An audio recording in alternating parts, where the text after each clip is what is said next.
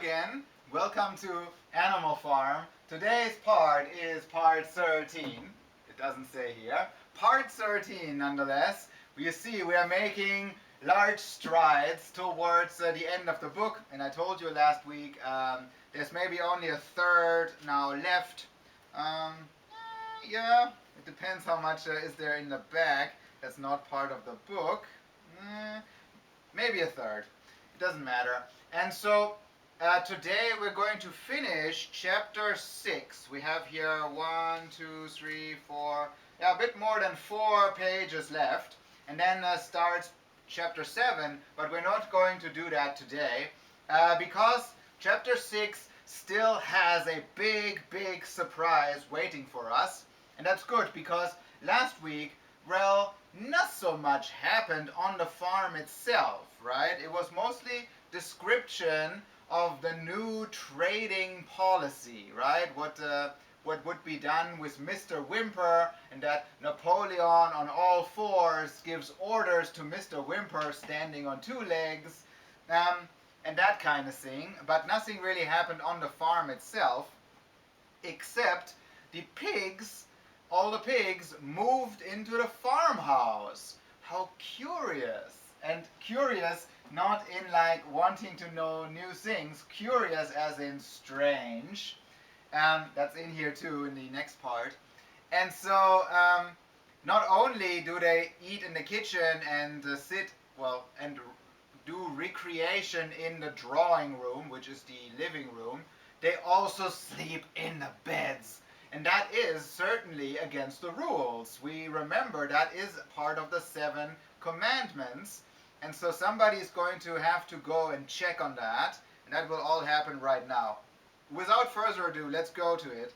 Because maybe, this is a bit of a straightforward part, okay? Hold on.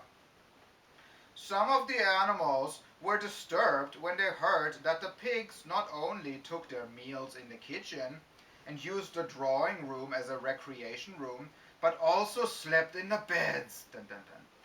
Boxer passed it off as usual with Napoleon is always right.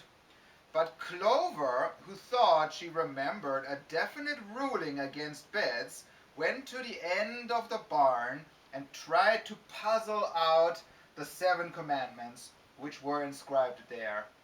Finding herself unable to read more than individual letters, she fetched Muriel the old goat.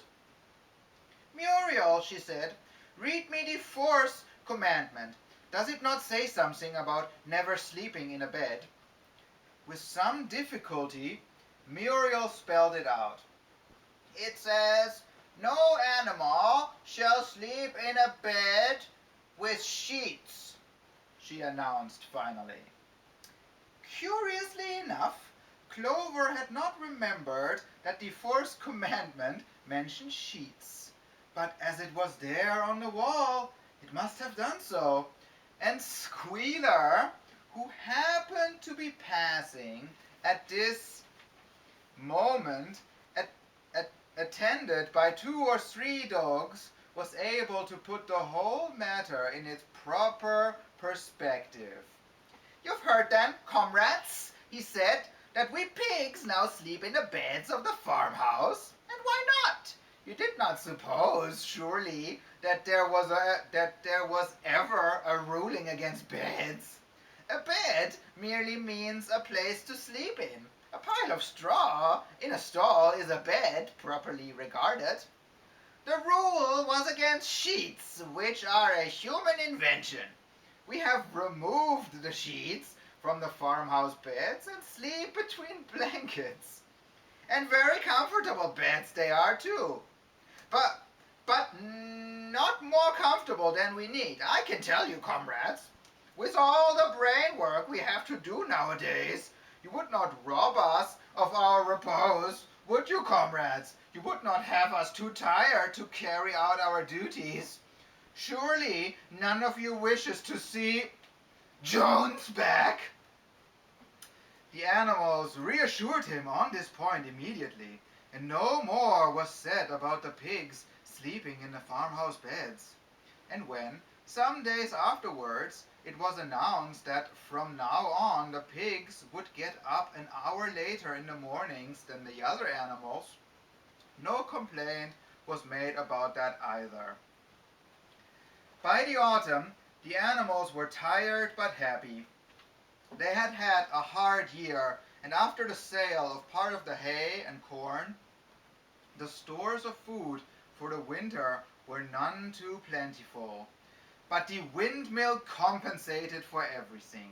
It was almost half built now. We'll stop here. Oh, so as I told you, somebody remembers it's not Boxer. Boxer has fully given into his role as a, well, useful, strong servant, right? He's not smart, he knows, and so he fully trusts in the leadership of the pigs, and mostly in the leadership of Napoleon, that Napoleon would never betray them. Napoleon, well, always knows best, he says, and that's that. That's the whole of Boxer's political knowledge, right? You just have to trust Napoleon, and also you just have to work harder, then you can finish everything. So it's not Boxer that notices that there was a rule about beds. It's Clover. Clover is the other farm horse, right? The motherly mare. She had had 4 foals. They're all sold now, of course, right? And she'll never see them again. And we remember her also from giving a warning to, what was her name? So the pretty horse would bond with the humans, maybe from Foxwood, right? They would give her sugar, and she would let them touch her nose. And Clover also saw that and talked to her about it, right? So Clover is very caring about the other animals, if nothing else. So anyway, she goes to the end of the barn, the tall side, where all the rules are written down by Snowball, who did that right in the beginning, right? Very important, he thought, writing down the rules. And she cannot read because she knows all the letters of the alphabet, but that's it, right? She cannot put them together into words. That's a little bit better than Boxer, who only knows A, B, C, and D. However, that's still positively useless, right? She knows all the letters, but she cannot do anything with it. So she cannot read it, so she gets Muriel. Muriel is another older animal, right? She's one of the oldest animals on the farm because she's a nanny goat, so a mother goat, right, who had lots and lots of kids.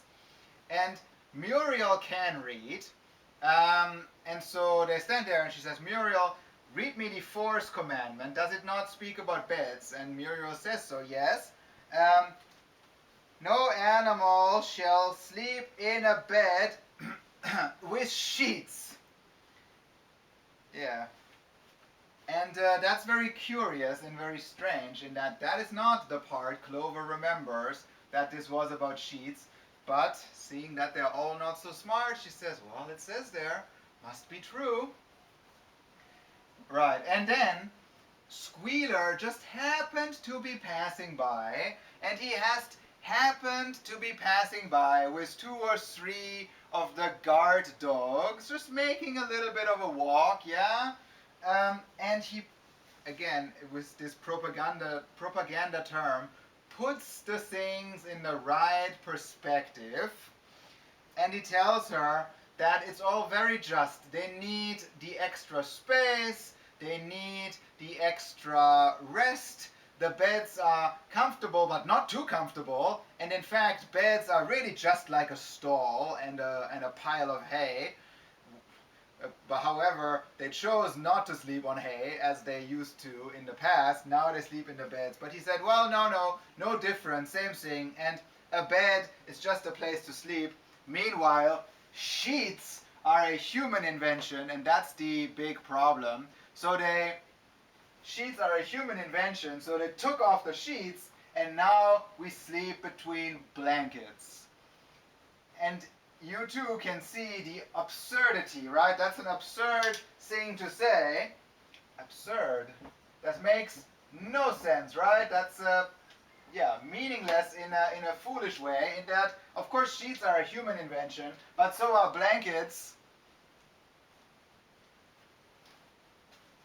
So, I wrote this down here because I feel this is going to be a theme here about in this part, right? That the lies and the deception, they kind of pile up, right? And some of it now becomes absurd in the things that they force the animals to believe. So I will, in the next part, I will write the themes down here again, and this will be one of them, right? That yeah, some of the propaganda is clearly absurd, but nevertheless they force the other animals to believe it. Right. He talks about repose, which is just a formal word of rest. Squealer is good with words, right? So he uses a fancy word for, oh, they need their rest, because they are brain workers. And then the last two things are about results of what has happened, right? So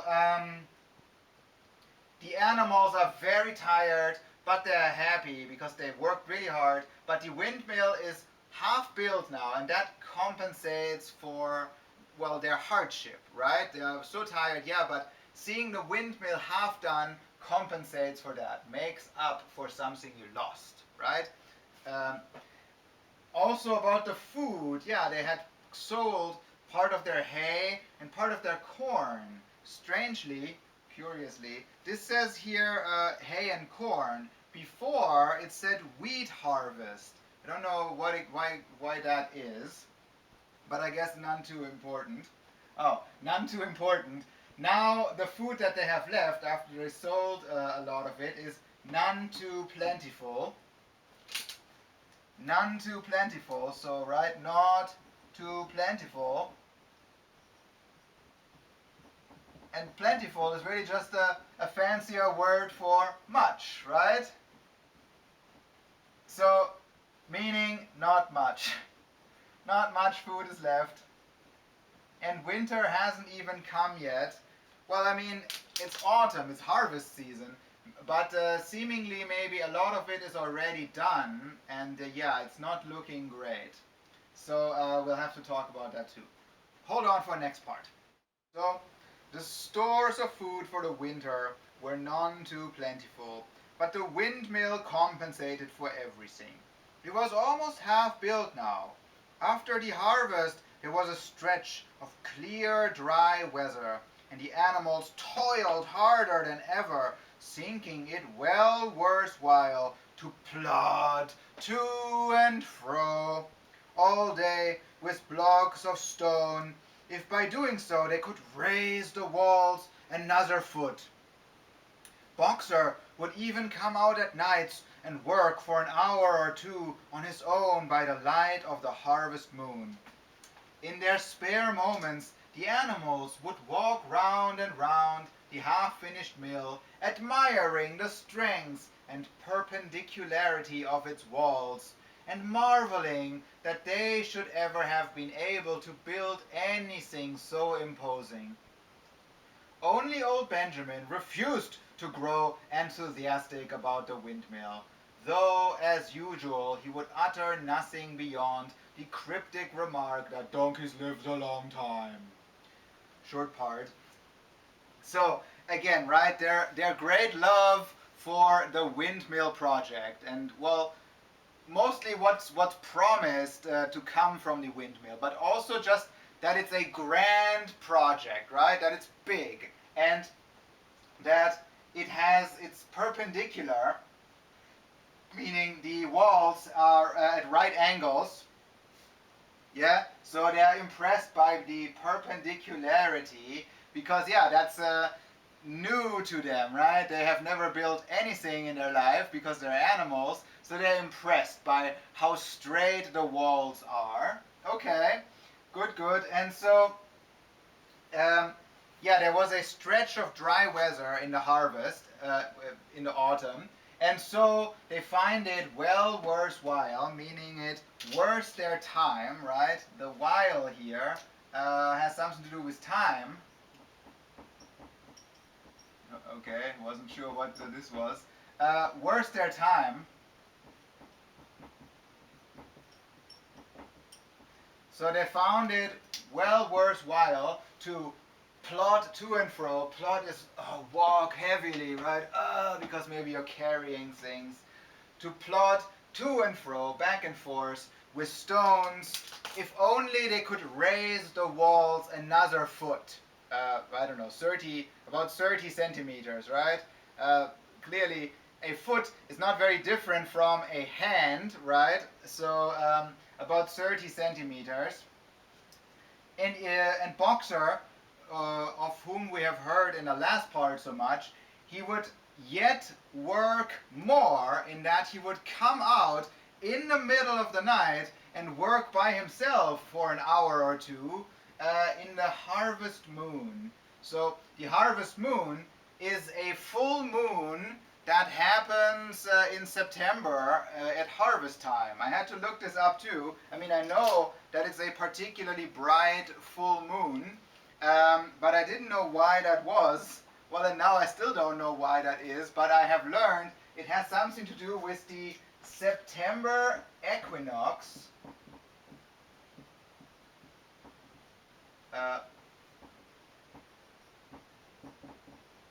Equinox. So that has something to do with yeah, like a parable, right? Like a parable where the equinox would be here, where it at its highest point. So maybe it's about the distance between the Earth and the Moon, that the Earth and the Moon are close together at that time, and that's why the Moon is, well, bigger. It seems bigger because it's closer, and that's why it's brighter. But I didn't do any more research how this works. It's just the moon is brighter then. Has something to do with the September equinox. Well, okay, we don't even have to spend too much time here.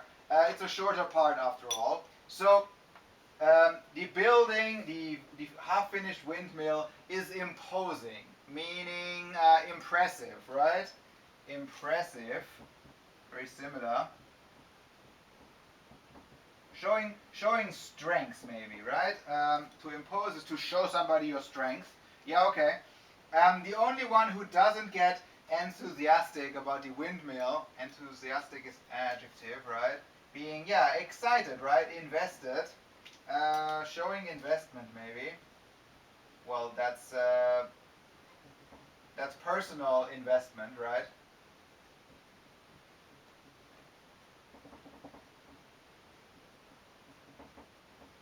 The only one who's not enthusiastic is again Benjamin the donkey, but he doesn't even say anything this time. He just says, "Oh, donkeys live a long time," meaning I've seen many things, I will see more things. Leave me alone. He's not a very well explained character. Right, but so that's it about this part. It's a shorter part. We can move on to the next part, okay? So November came with raging southwest winds. Building had to stop because it was now too wet to mix the cement. Finally, there came a night when the gale was so violent that the farm buildings rocked on their foundations and several tiles were blown off the roof of the barn. The hens woke up squawking with terror because they had all dreamed, all simultaneously, of hearing a gun go off in the distance. In the morning, the animals came out of their stalls to find that the flagstaff had been blown down and an elm tree at the foot of the orchard had been plucked up like a radish. They had just noticed this when a cry of despair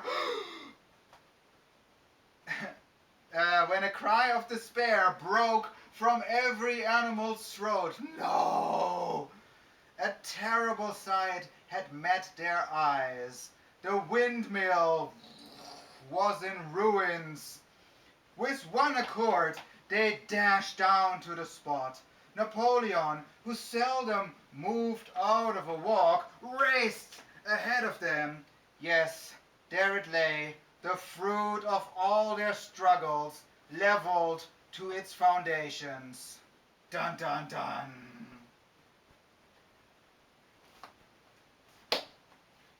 You can see it here in the bottom, right? The fruit of all their struggles. Usually you see that as a term, fruit of one's labor. So, right, the fruit of all your hard labor, or you want to do American English, labor. But so here, fruit of all their struggles. Yeah, that they built the windmill halfway and maybe even a little bit more. And it was so hard, it took them a year. The fruit of all their struggles leveled, making level, so level is verb, right? To make flat, because flat is the same as level. The fruit of all their struggles leveled to its foundations. That means all the way to the ground, right? Because that's where the foundations are. Inside the ground and giving the building more strength. So you'd think maybe they built the windmill without a foundation, but no, they were clever enough to build the foundation into the ground, just like the farmhouse, because that's mentioned here too. The wind, the gale is up here. Gale is strong wind, and especially like bursts of wind, right? Sudden bursts of wind. The gale was so strong that, it plucked up a radish. No, not a radish. An elm tree, but like a radish. To pluck is here. Well, yeah, like hair, right? You pick it from the top and you pull on it, and then you pull it up. Or yeah, like a carrot or a radish, which is the metaphor here, right? An elm tree was plucked like a radish from the ground. Also, the flagstaff, which is the flagpole, had fallen over. Yeah, but most importantly, and bringing the animal a cry of despair, no! The windmill, well, the half-finished windmill is now leveled and in ruins, and there are stones everywhere. Oh no, oh no. So it was the wind, right? It was a stormy night. The wind also damaged other things. The windmill wasn't completely finished. So yeah, the wind could maybe blow into it on the side and on the top. It must have been the wind, yeah? But I don't know if that's going to be the official explanation. All the hens have the same dream. They simultaneously dreamed of a gun going off. Well, that's because they all heard the windmill collapsing, right? So they all had the same dream. And so they all run to the side of the windmill with one accord. That was mentioned once before. So with one accord means all together as one. That happened in the beginning when the revolution just started. They all attacked Jones and his men with one accord, even though they didn't agree on that or train for that in any way. It just happened. Here too, all together as one, they race to the side of the windmill. Even Napoleon is running today. It says here, he normally will only walk, but now he's racing ahead of them. Napoleon, who seldom moved out of a walk, raced ahead of them. Yes, there it lay, the fruit of all their struggles, leveled to its foundations. Dun dun dun. Oh, I wonder what comes next. So, there they are at the building site with the windmill in ruins. The stones are scattered, everything is leveled. And so it continues. The stones they had broken and carried so laboriously, scattered all around. Unable at first to speak, they stood gazing mournfully at the litter of fallen stone. Napoleon paced to and fro in silence, occasionally snuffing at the ground. His tail had grown rigid and twitched sharply from side to side, a sign in him of intense mental activity. Suddenly he halted, as though his mind were made up. "Comrades," he said, "do you know who is responsible for this? Do you know the enemy who has come in the night and overthrown our windmill? Snowball!" He suddenly roared in a voice of thunder. "Snowball has done this thing in sheer malignity, thinking to set back our plans and avenge himself for his ignominious expulsion. This traitor has crept here under cover of night and destroyed our work of nearly a year. Comrades, here and now I pronounce the death sentence upon Snowball. Animal hero, second class, and half a bushel of apples to any animal who brings him to justice. A full bushel to anyone who captures him alive." Napoleon, being a dictator now, yeah, he embraces it, right? He knows, I don't know, maybe internally, by heart, he already knows this, right? Force. You gotta show force. If you wanna be a dictator, yeah, you always have to thump down on something, right? Just like fucking China. You always have to come down hard on somebody or something. That's to remind people how strong you are. Brute force. And he continues with this later on too, right? It has to be.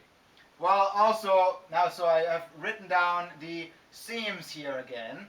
Well, so the propaganda, we saw this already in this part. Squealer made sure that the rules on the wall matches what they are doing now, right? No animal shall sleep in a bed with sheets. Obviously, this was changed, right? Not only was it changed, it's maybe information control, right?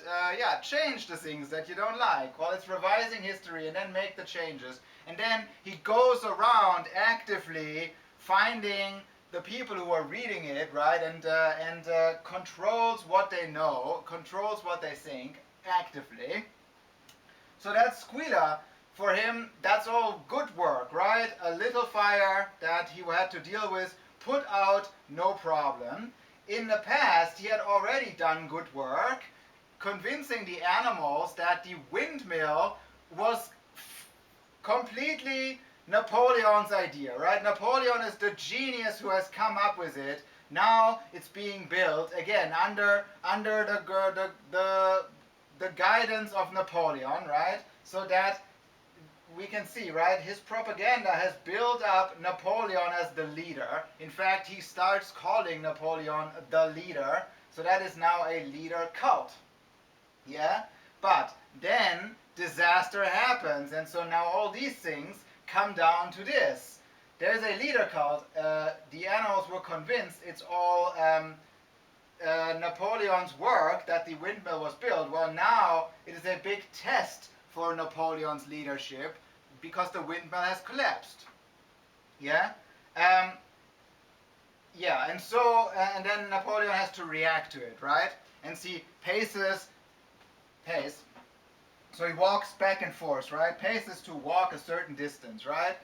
Such as, yeah, when you want to measure something, right? 1, 2, 3 paces, always the same length for every step. He paces to and fro, back and forth, until, and you can see his tail is very rigid and sometimes it twitches. They know this is part of his mental activity. So he's thinking very hard, and then at some point he stops and it says, as though his mind were made up. And that's because it's as though, because it is. He made up his mind what to do. He sees this disaster and this threat to his leadership and to the whole system, right, on the farm. And so he's thinking really hard on the fly, And then, as though his mind were made up, he stopped, and then he gives a speech. And as I said, right, maybe instinctively he knows what the right step would be. More force, right? Show more force, more anger, more force, right? More violence, more energy.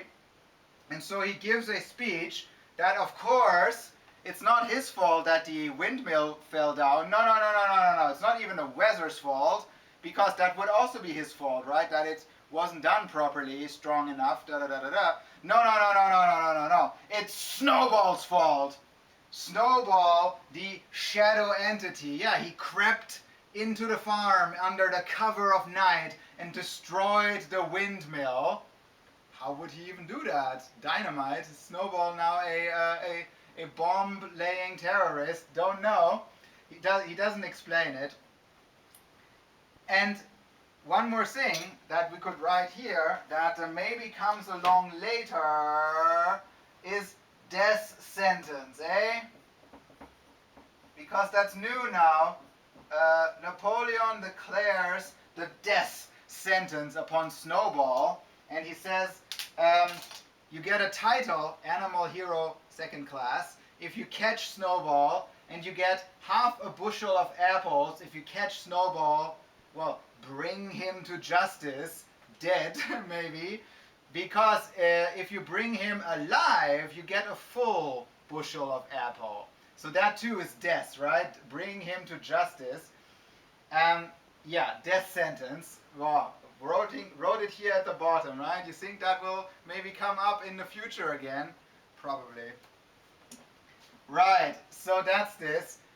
Yeah, in the beginning, right? Oh, they had carried the stones so laboriously. Labor is again work, right? So with great labor, and then they stand there mournful, because to mourn is to be very sad that something happened, right? Like that somebody died or that you lost something. They stand there mournfully, and the verb is to mourn.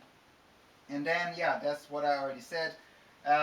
Napoleon has to give a speech and has to save his own position, and he does that, well, pretty effectively, really, by blaming it all on the shadow entity Snowball and showing great force and declaring death on Snowball. He also speaks of malignity. So malignity is bad intentions, right? Ill will. You see that sometimes as ill will, meaning having very bad intentions for others. The opposite to malignity would be benevolence, right? Having good intentions, right? Good intentions for others.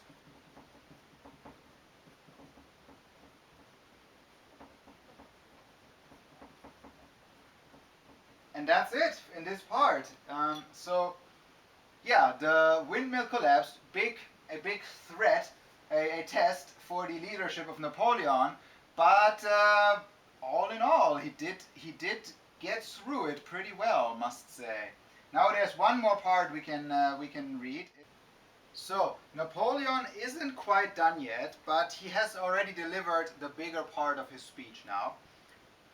The animals were shocked beyond measure to learn that even Snowball could be guilty of such an action. There was a cry of indignation, "Oh, unfair!" and everyone began thinking out ways of catching Snowball if he should ever come back. Almost immediately, footprints of a pig were discovered in the grass at a little distance from the knoll. They could only be traced for a few yards, but appeared to lead to a hole in the hedge. Napoleon snuffed deeply at them and pronounced them to be Snowballs. He gave it as his opinion that Snowball had probably come from the direction of Foxwood Farm. "No more delays, comrades!" cried Napoleon, when the footprints had been examined. "There's work to be done. This very morning we begin rebuilding the windmill, and we will build all through the winter, rain or shine. We will teach this miserable traitor that he cannot undo our work so easily." Remember, comrades, there must be no alteration in our plans. They shall be carried out to the day. Forward, comrades, long live the windmill, long live Animal Farm. I always feel like throwing it. Ha ha ha ha. So, in the very end, he calls to brute force again, right? We will finish it, come rain or shine. That's an expression, right? Come rain or shine. So, be it raining or be the sun shining, doesn't matter. Rain or shine, being sunshine, but really the rain is what matters, right? Come rain or shine, we will finish it. And there must be no alterations in does it alterations? No, there must be no alteration in our plans. That's a subtle hint too, right? No change. Alteration is change. There must be no change. Well, maybe, among other things, in leadership.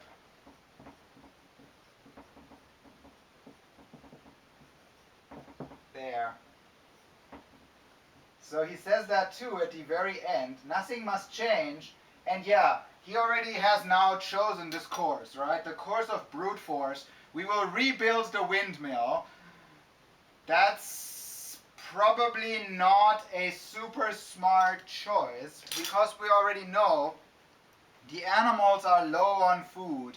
Winter is coming. If they now spend even more energy on building the windmill, then they will need even more food. And if they start rebuilding right now, they will have to do more trading again, right? Because they'll need more of everything because they're so busy building and they already don't have enough food as it looks like, or rather the food is not too plentiful, right? So there will already be a hard winter ahead. Now it'll be even harder, but this is now Napoleon's course, right? As Napoleon and the real Joseph Stalin, yeah, they were strongmen, right? That was their one trick.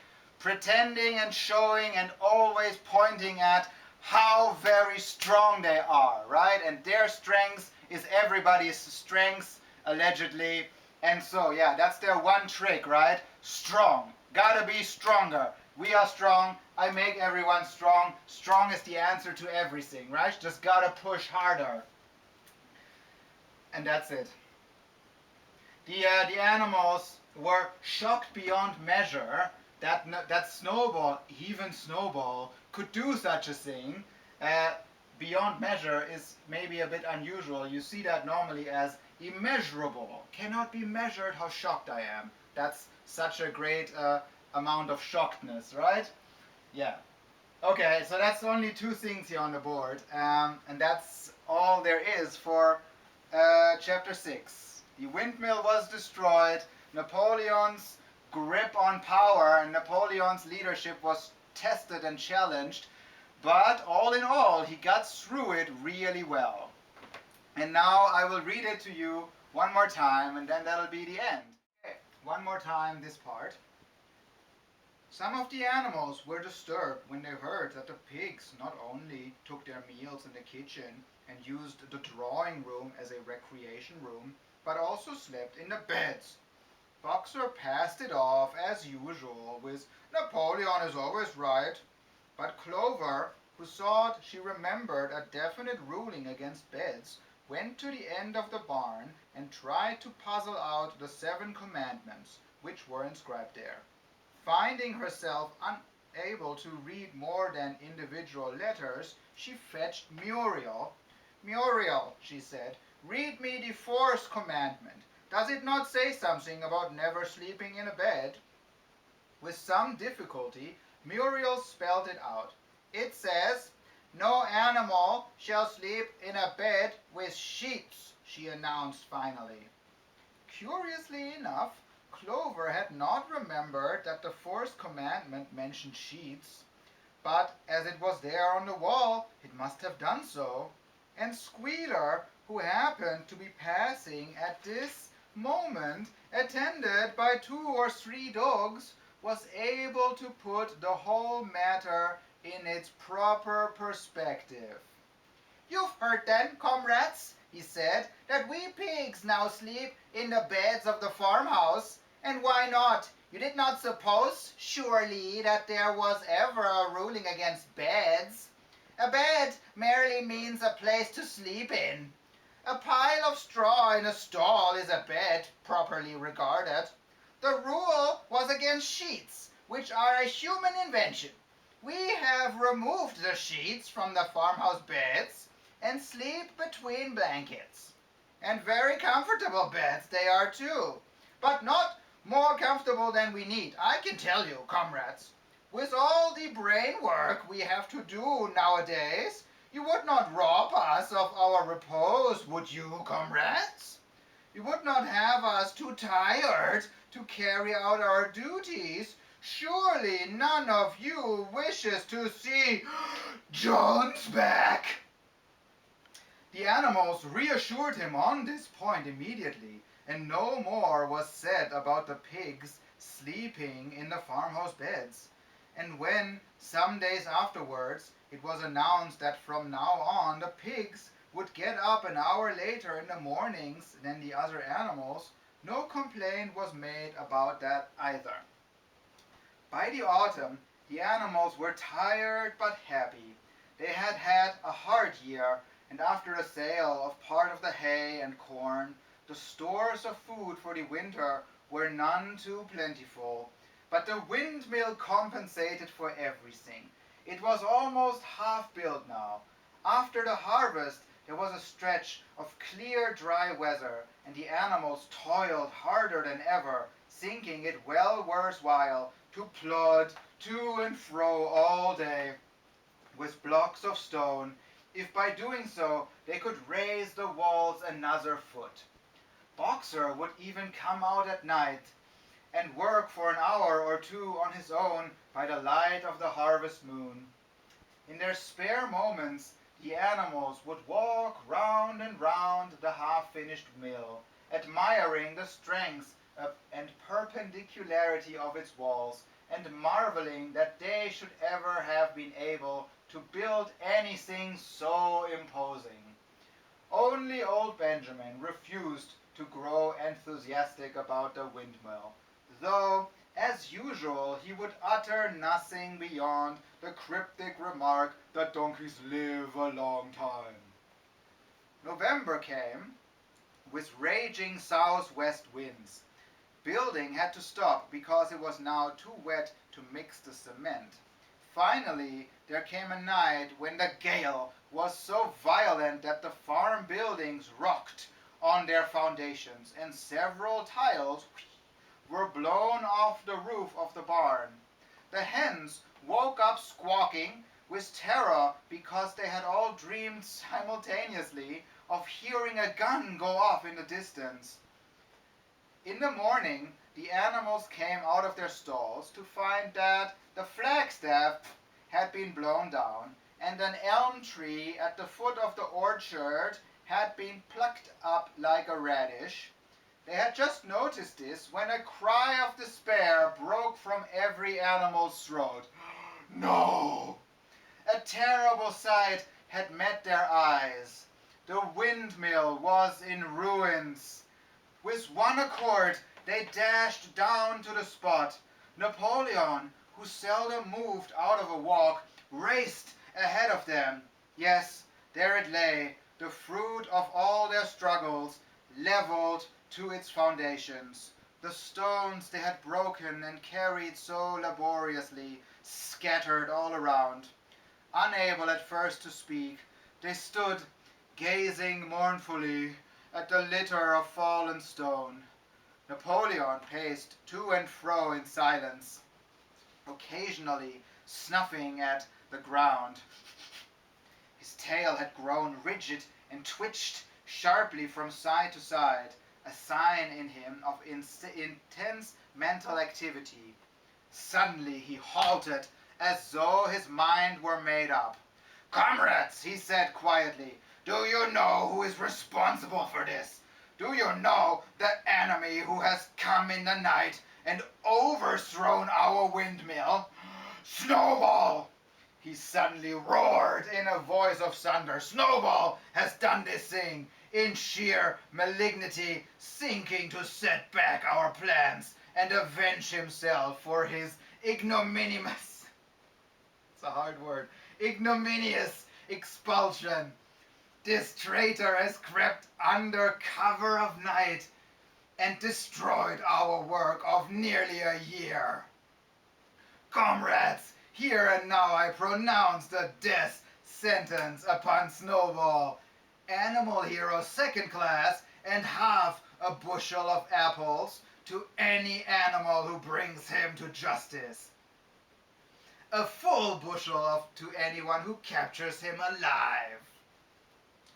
The animals were shocked beyond measure to learn that even Snowball could be guilty of such an action. There was a cry of indignation, awe, and everyone began thinking out ways of catching Snowball if he should ever come back. Almost immediately, the footprints of a pig were discovered in the grass at a little distance from the knoll. They could only be traced for a few yards, but appeared to lead to a hole in the hedge. Napoleon snuffed deeply at them and pronounced them to be Snowballs. He gave it as his opinion that Snowball had probably come from the direction of Foxwood Farm. No more delays, comrades, cried Napoleon, when the footprints had been examined. There is work to be done. This very morning we begin rebuilding the windmill, and we will build all through the winter, rain or shine. We will teach this miserable traitor that he cannot undo our work so easily. Remember, comrades, there must be no alteration in our plans. They shall be carried out to the day. Forward, comrades! Long live the windmill, long live Animal Farm. I hadn't actually talked about that in the very end. So there are some footprints that they find in the grass, some a little bit away from the knoll, and it's the footprints of a pig, and they can only be traced a few yards, so it's really not very far, a few meters. But they seem to be leading to a hole in the hedge. So, yeah, that's the evidence that, well, Napoleon says, see, evidence, it must be Snowball, even though there are many pigs, but he pretends he can smell the difference. Also, he says he probably came from Foxwood Farm. That's interesting because we learned in the last part that, the voices, that Napoleon is in negotiations with either Foxwood or Pinchfield to have a business agreement, right? A definite agreement, meaning a binding, long-lasting business agreement with either Foxwood or Pinchfield, but never with both because, right, they cannot be together, they hate each other, but they both have maybe their good sides from the vantage point of Napoleon, right?